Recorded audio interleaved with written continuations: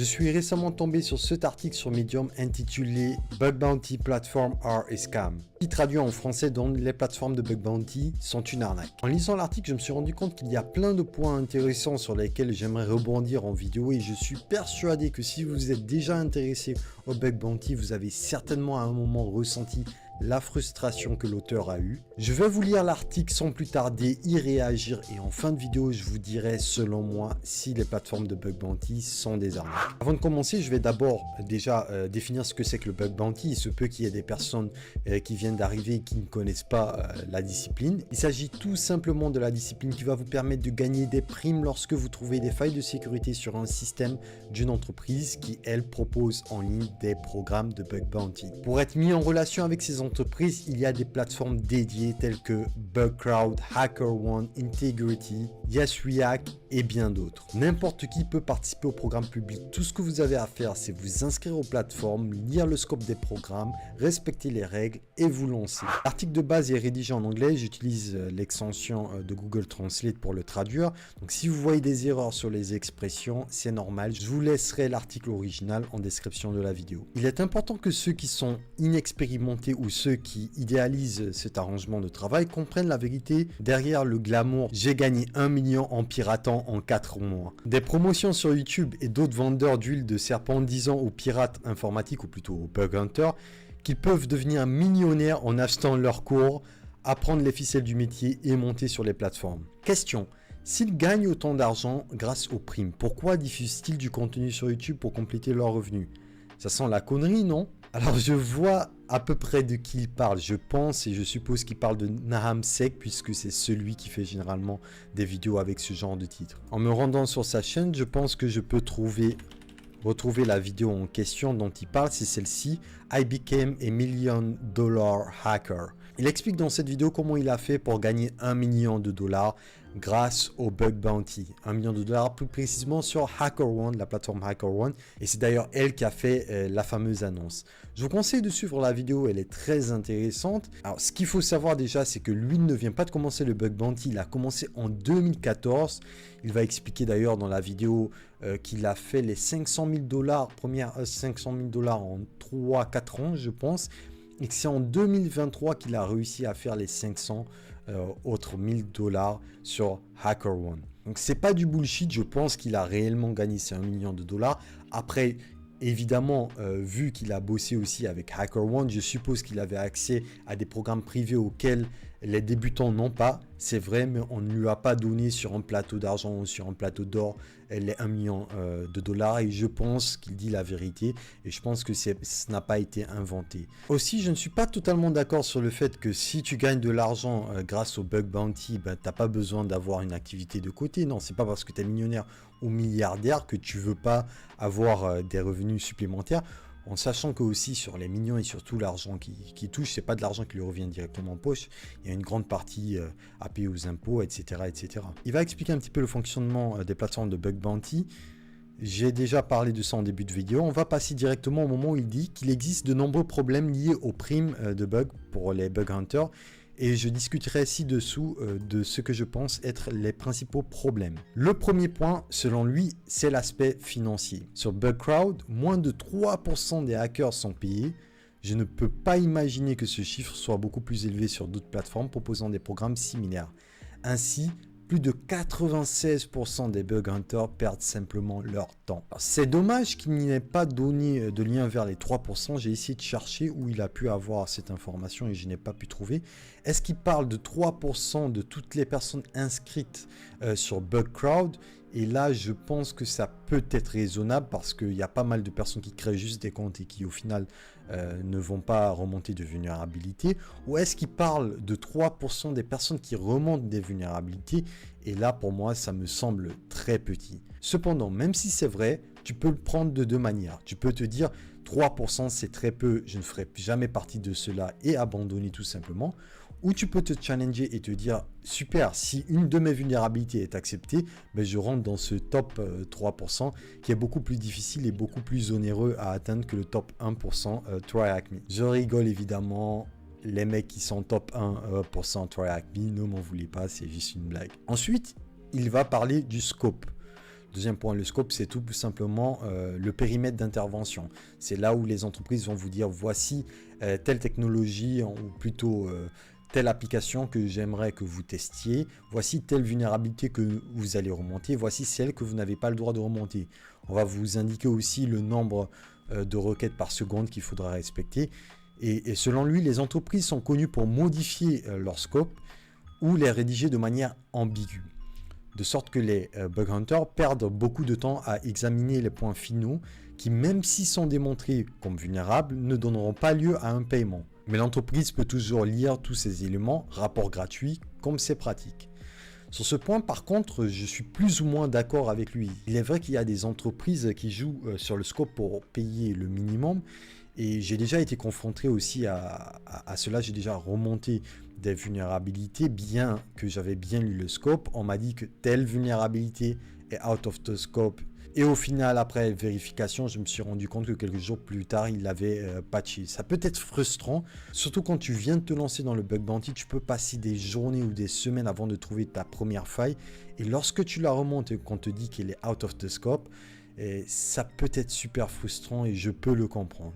Cependant, il y a des manières d'éviter de se retrouver dans cette situation. Restez jusqu'à la fin de la vidéo, je vous donnerai des conseils sur ce point-là. Permettez-moi de partager un exemple personnel. Lors de mon dernier programme de bug hunting, ils ont indiqué que les systèmes tierces n'étaient pas concernés.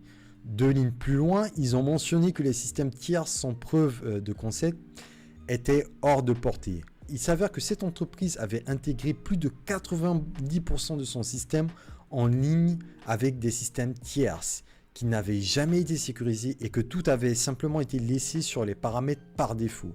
J'ai soumis une POC, une preuve de concept, pour le piratage, pour l'intrusion, disons, de leur socket web, ce qui m'a permis d'élever les privilèges d'un utilisateur administrateur et d'accéder aux conversations des utilisateurs, mais aucune de ces remontées n'a été acceptée. Ensuite, il y a la liste toujours plus longue de ce qui ne peut pas être accepté.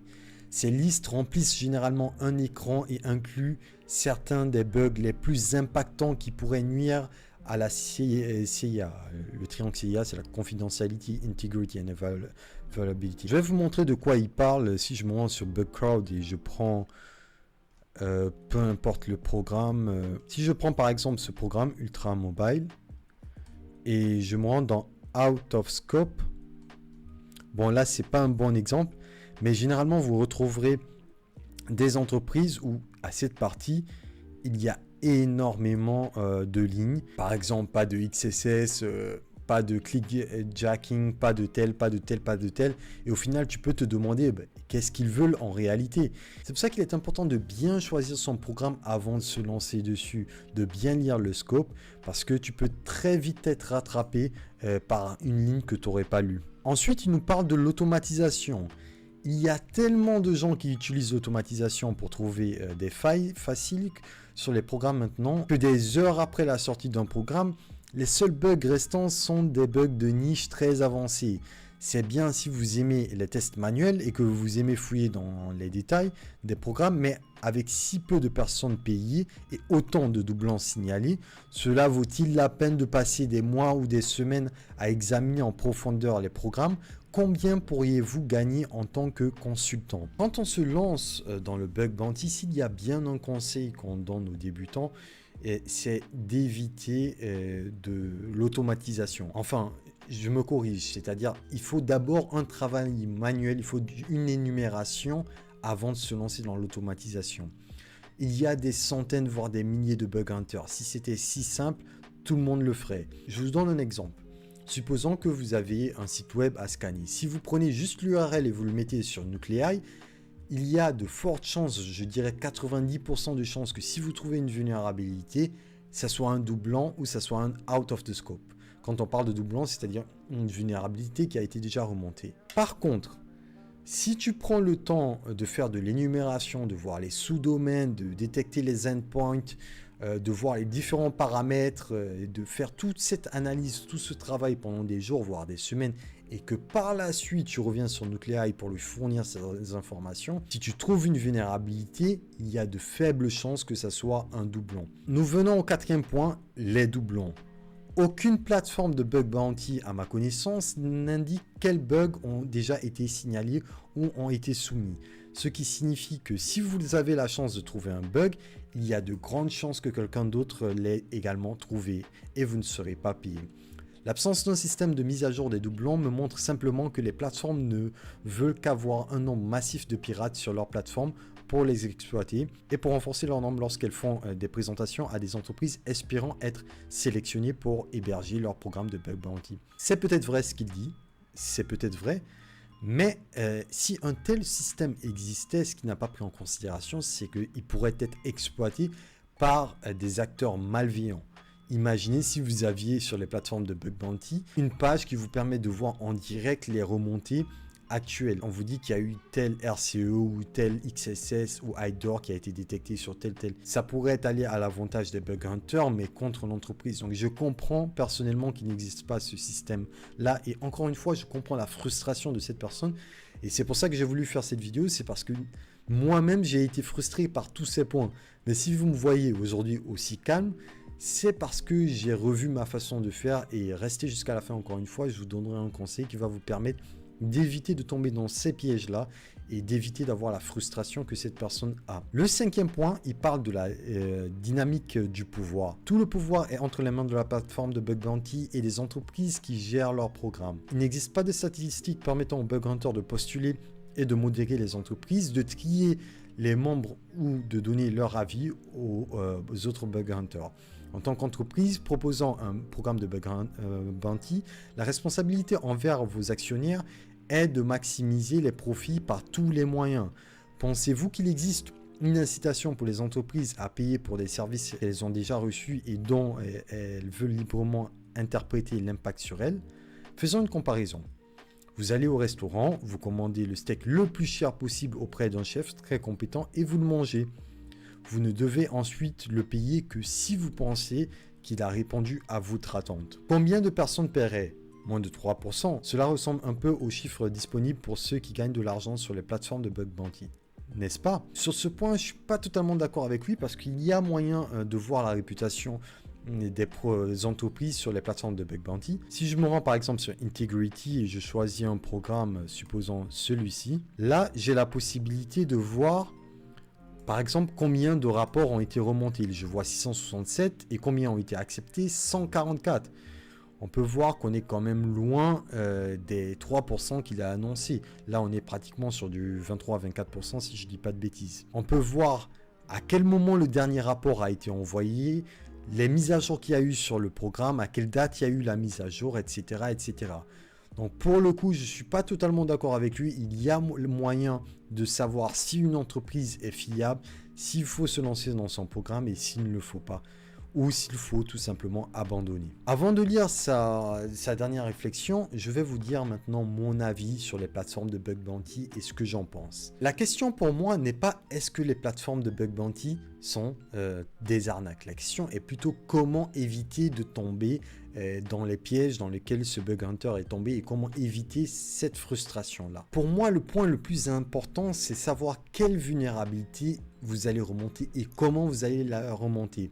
À ce sujet, d'ailleurs, il y a Insider PhD qui a fait une excellente vidéo cette semaine qui se nomme Should I Report This Vulnerability? Je vous recommande de la suivre. Elle a été super bien faite. Et dans cette vidéo, elle va vous donner un tas de conseils sur quelle vulnérabilité il faut monter. Est-ce que ça vaut de remonter telle ou telle vulnérabilité? Elle va même vous parler de l'automatisation, comme je vous l'ai dit. Quels sont les pièges à éviter avec l'automatisation? Elle va se référer aussi à un très célèbre bug hunter, Alex Chapman, un full-time bug hunter, qui lui ne reporte que des vulnérabilités à partir des P2. Je vous laisserai cette vidéo en description, regardez-la et je vous assure que pour vos prochaines remontées, vos prochains rapports, si vous suivez ces conseils, vous ne devrez pas avoir de soucis. Ensuite, pour moi, le plus important, c'est de revoir sa méthodologie. Parce que si je vous prends mon cas, moi qui suis pentester, qui suis youtubeur, je n'ai vraiment pas de temps à consacrer au bug hunting. Donc quand je m'y consacre, il faut que j'ai une forte force de frappe et il faut que je sois méthodique. À ce sujet-là, il y a un excellent livre qui est une référence dans notre domaine qui est le livre de Z Cyanos. Le livre se nomme Z Cyanos Méthodologie et c'est le créateur de bugbountyhunter.com qui l'a mis en place. C'est lui aussi un full-time bug hunter. Je vous recommande ce livre. En plus de vous donner des recommandations techniques, donc des conseils techniques, il va vous parler de sa méthodologie à lui et je vous assure que si vous suivez cette méthodologie, il n'y a pas de raison pour ne pas que vous ayez votre première prime dans le bug bounty, pour ne pas que vous ayez votre première vulnérabilité qui soit validée. Pas mal de pratiques, de techniques qu'il va vous donner qui sont super importantes et qui vous permettront, tout comme moi aujourd'hui, de voir le bug bounty de notre façon et d'éviter la frustration que peut avoir les jeunes bug hunters comme celui qui a rédigé cet article. D'ailleurs, il termine avec une dernière réflexion. Je dis que les plateformes de bug bounty étaient principalement une arnaque. Je dis principalement que certaines personnes sont payées, mais c'est bien moins que ce que les entreprises et les influenceurs prétendent. Si vous êtes intéressé par le hacking, apprenez certaines compétences, obtenez une certification et travaillez pour une entreprise qui se soucie de vous. Pour ce point-là, je suis entièrement d'accord avec lui et j'avais oublié de vous donner ce conseil qui était super important à mes yeux, c'est que quand vous vous lancez dans le bug bounty, ne le faites surtout pas pour de l'argent, sinon vous allez très vite abandonner.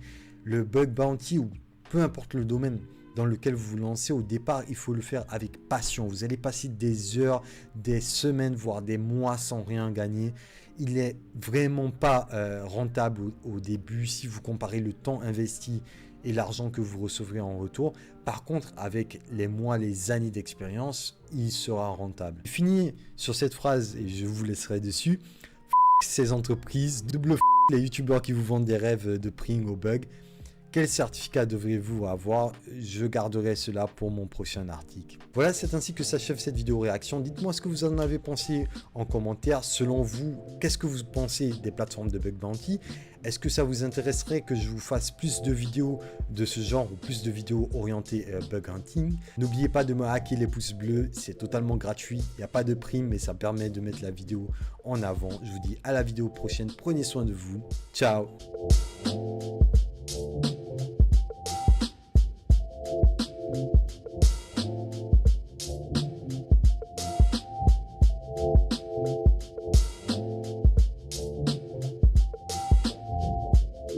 Thank you.